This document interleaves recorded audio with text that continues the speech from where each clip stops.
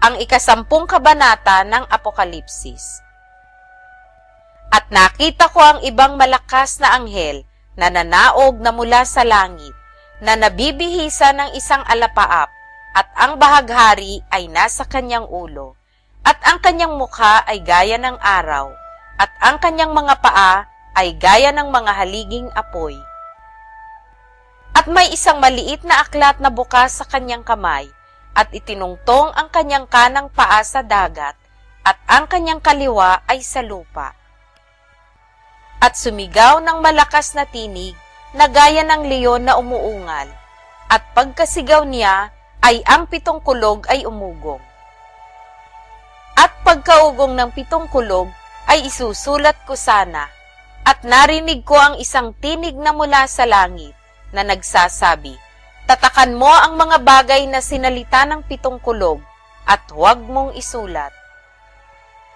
At ang anghel na aking nakita na nakatayo sa ibabaw ng dagat at sa ibabaw ng lupa ay itinaas ang kanyang kanang kamay sa langit.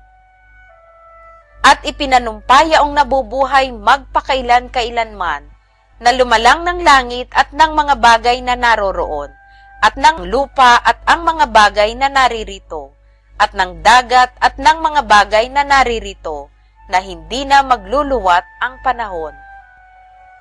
Kundi sa mga araw ng tinig ng 7 anghel, pagka malapit ng siya'y umihip, kung magkagayoy ganap na ang hiwaga ng Diyos, ayon sa mabubuting balita na kanyang isinaysay sa kanyang mga alipin na mga propeta.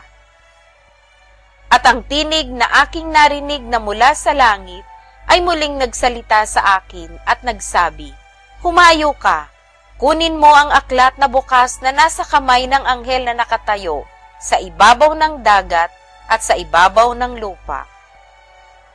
At ako'y naparoon sa anghel na nagsabi ako sa kanya na ibigay sa akin ang maliit na aklat, at kanyang sinabi sa akin, "Kunin mo ito at ito'y kanin mo, at papapaitin ang iyong tiyan, datapwat sa iyong bibig ay magiging matamis na gaya ng pulot."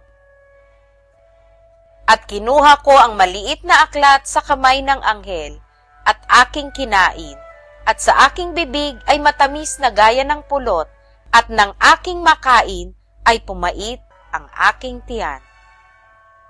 At sinasabi nila sa akin, "Dapat kang manghulang muli sa maraming mga bayan, at mga bansa, at mga wika, at mga hari."